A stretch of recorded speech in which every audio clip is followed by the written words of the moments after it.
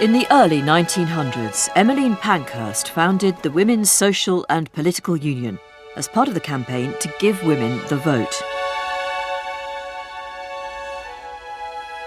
The group's members, better known as suffragettes, used militant tactics, campaigning under the banner, "Deeds, not words." Two prominent suffragettes who fought for equal rights were doctors Flora Murray and Louisa Garrett Anderson.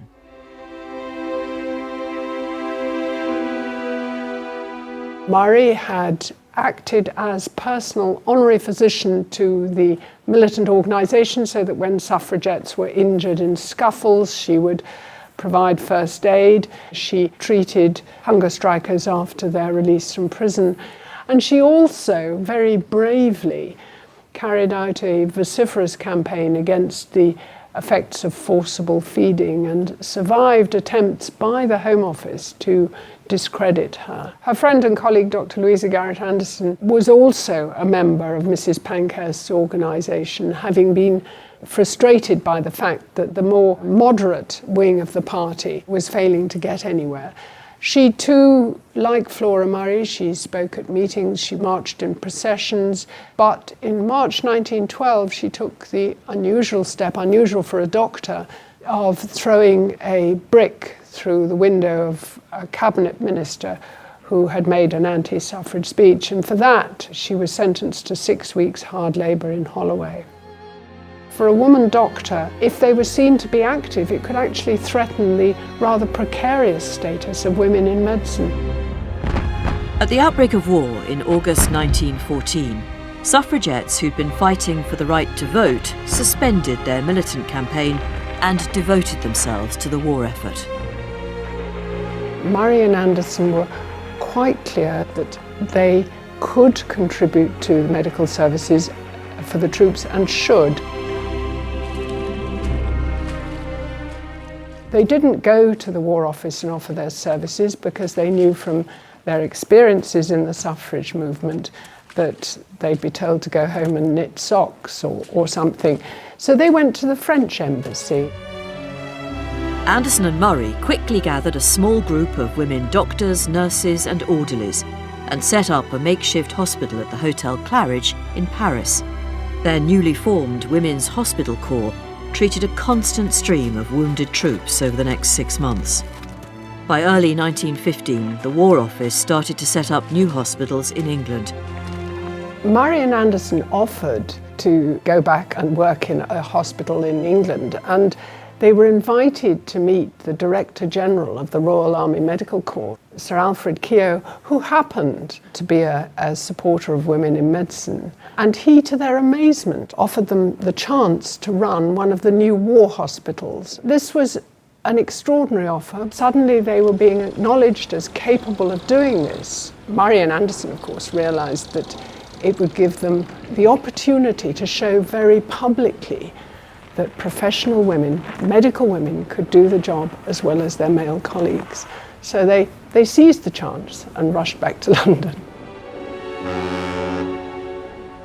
The doctors were taken to a large Victorian workhouse on Endell Street, Covent Garden, which was undergoing rapid renovation work to transform it into the first British military hospital to be run by women. Murray and Anderson were taken round the buildings that were to become the Endell Street Hospital in March 1915, and their guide was the colonel in charge of the renovations for the army. The colonel himself was absolutely appalled at the thought of women taking over his hospital, and he spent his time taking them round exclaiming, "Good God, women!" The officials in the War Office were convinced that the hospital wouldn't last more than 6 months. In the event, it lasted 4.5 years. Murray and Anderson rapidly assembled a large staff of women, many of whom had been their colleagues in the suffragette movement before the war, and the Endell Street Military Hospital welcomed its first patients in May 1915. There was a staff of about 180, 33 doctors, most of whom were just visiting consultants, but there were a number of junior doctors who lived in or close by. There were about 30 trained nurses. These were sisters. Most of the nursing was done by orderlies, nursing orderlies, and there were about 80 of those, mostly young girls. And then there were orderlies in the laundry, in the kitchen and so on. And then there were cooks, cleaners, quartermaster, transport officer, all women.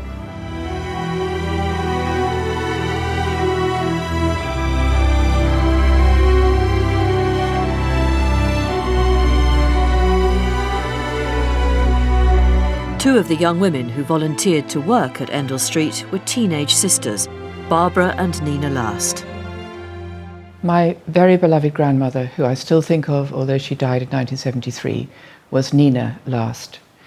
And her sister, her younger sister, was Barbara Last. Barbara was a born nurse, my great-aunt, and she signed up when the hospital opened. And she was only 17, and she was considered good by Dr. Flora Murray and Dr. Anderson, and they accepted her to be a nursing orderly. When my grandmother Nina arrived, she was given jobs that had been done by male orderlies, and that was really, I think, quite taxing. She was very tiny in stature, and she had to sort of take huge bins of sort of awful severed limbs and dirty dressings around the place and put them into incinerators and other places, and it was very, very hard physical work. When convoys came in, which was often about midnight, they'd get up and put clothes on over their nightdresses, put caps on over their pigtails, and go down into the courtyard and have to take out the men on the stretchers. And the stretchers' handles were huge, meant for men's hands, and my grandma's hands are very, very tiny. And so it was quite hard. I don't think she dusted a room, boiled an egg, or done any housework or anything like that before the war. And suddenly to be confronted with doing very heavy manual work must have been quite overwhelming, and I think she was overwhelmed. My grandmother wrote, "Forgetfulness of oneself was all." And they did. They just decided to forget themselves completely and devote themselves to helping the men.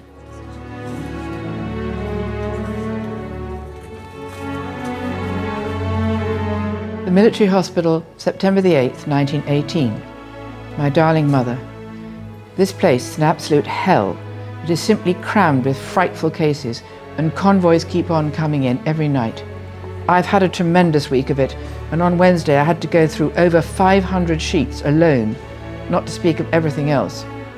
My idea of hell is always changing. It is now the dirty wash, which is unspeakably awful. Besides the smell and dirt, nearly all the bundles are full of vermin, and there is so much of it we can't forbear groaning aloud in agony. Nothing could prepare them for the carnage and the misery, the hell actually, what they met, people coming straight from the front. Dr. Louisa Anderson and Dr. Flora Murray told my grandmother that with the right kind of girl, they could do anything. The girls could do anything. They believed in the women.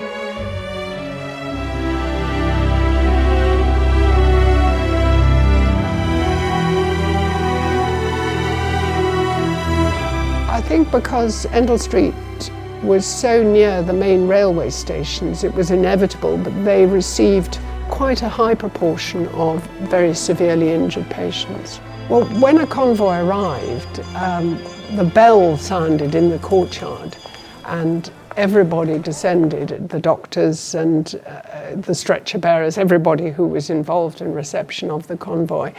And then these ambulances would come in. The women would lift the patients from the ambulances, which again was unheard of before. It wasn't thought suitable for women to be stretcher bearers. And then one of the senior doctors, Flora Murray or Louisa Garrett Anderson, would triage the patients and work out where they should go and what should happen to them. And then they'd be carried off by the orderlies to the wards or to the theatre. Murray and Anderson very much led by example. They worked themselves to the bone. Women joined them from all over, and most of them had had very little clinical experience. That was a fact for women doctors, unless they were lucky enough when they qualified to get a job at a woman-run hospital. It was almost impossible for them to practice after qualifying. Women doctors saw women and children. They didn't ever treat men, or virtually never treated men before the First World War.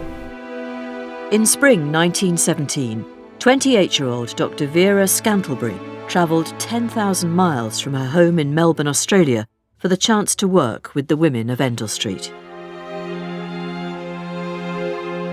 I am not at all keen on military surgery. I did some operations in the afternoon, 2 amputations, an infection of the pleuritic cavity, a very sick boy, and the other, a fracture of the arm in which the nerve was found divided and it needed suturing. I cannot bring before you a vivid picture of that beehive of an operating theatre, with its hot, stifling atmosphere and white-gowned and hooded women moving ceaselessly about, and the sweet, heavy, sickly fumes of the chloroform. Having been met with initial hostility, the Suffragette Hospital soon became widely known and admired. In 1917, Murray and Anderson each received the CBE in recognition of their many achievements, which included the treatment of over 26,000 patients, 7,000 medical operations, and the first hospital-based clinical research papers to be published by women doctors in The Lancet. I think their story is very inspiring, and I think as a woman doctor myself, I'm aware that they did a huge amount to overcome prejudice against women in medicine. The reason they had taken the hospital was to show that women could do the job as well as men, and therefore were equal citizens and had the right to the vote. They had, of course, shown very publicly what women could do. They had proved that they could run a hospital, that they could treat severely injured casualties, and that they could cope with complex medical and surgical problems. And they'd done all this without the world ending. The hospital took the motto of the Suffragettes, which was deeds, not words, that your actions speak louder than your words. It's fair to say that despite the fact that the suffrage campaigns had stopped at the start of the war, campaigning was going on strongly in a British Army hospital.